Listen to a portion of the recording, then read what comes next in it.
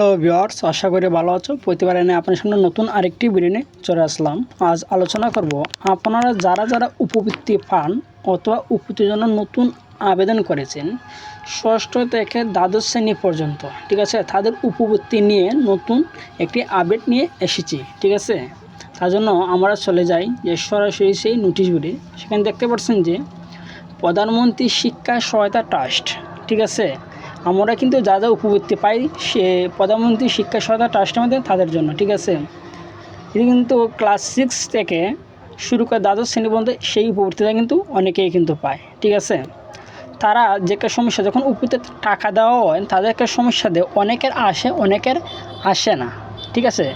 কার কার আসে এবং কার কার আসে না তা নিয়ে কিন্তু আজকে আলোচনা করব এবং দেখাবো আপনার কেন আসে না, আপনার কোনগুলোর জন্য আপনার পূর্তি টাকাতে কিন্তু আপনি নিজে কেন পান না আপনার মোবাইল ফোনে, ঠিক আছে। তার জন্য দেখতে পাচ্ছেন যে এখানে যে প্রধানমন্ত্রী শিক্ষা সহায়তা ট্রাস্টের আওতায় বাস্তবায়িত সমন্বিত উপবৃত্তি কর্মসূচি ষষ্ঠ থেকে দ্বাদশ অসমান শ্রেণীর উপবৃত্তিপ্রাপ্ত শিক্ষার্থীদের অনলাইন ব্যাংকিং হিসাব এর নগদ অ্যাকাউন্ট ব্যতীত অন্যান্য মোবাইল ব্যাংকিং অ্যাকাউন্টসমূহ নগদে রূপান্তর করার জন্য বৃদ্ধিকরণ প্রসঙ্গে, ঠিক আছে। আপনারা যারা ইদানিং যারা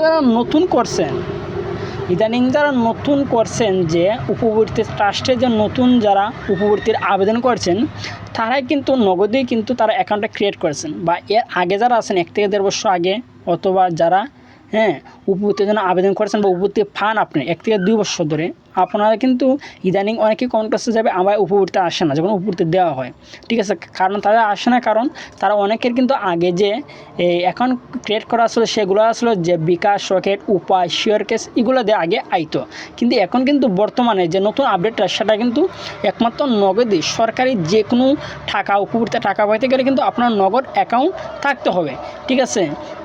এখানে দেখতে পাচ্ছেন যে উপযুক্ত বিষয় সূত্রোক্ত সারণের পরিপ্রেক্ষিতে জানানো যাচ্ছে যে প্রধানমন্ত্রী শিক্ষা সহায়তা ট্রাস্টের আওতায় বাস্তবায়িত সমন্বিত উপবৃত্তি কর্মসূচির আওতায় উপবৃত্তি প্রাপ্ত বা উপবৃত্তির জন্য নির্বাচিত শিক্ষার্থীদের মধ্যে, নতুন যারা নির্বাচিত হয়েছে নির্বাচিত শিক্ষার্থীদের মধ্যে ষষ্ঠ থেকে দ্বাদশ শ্রেণী অনলাইন ব্যাংক যেমন এজেন্ট ব্যাংকিং সহ নগদ হিসাবদারি ব্যতীত অন্যান্য মোবাইল ব্যাংকিং, যদি আপনার নগদ অ্যাকাউন্ট ক্রিয়েট করা না থাকে তাহলে কিন্তু মোবাইল আর্থিক সেবা প্রদানকারী যেমন বিকাশ, রকেট, উপায়, শেয়ার ক্যাশ, এম ক্যাশ এগুলো প্রতিষ্ঠানে যদি আপনার অ্যাকাউন্ট খোলা থাকে তাহলে কিন্তু আপনি উপবৃত্তি টাকাটা কিন্তু পাবেন না, ঠিক আছে।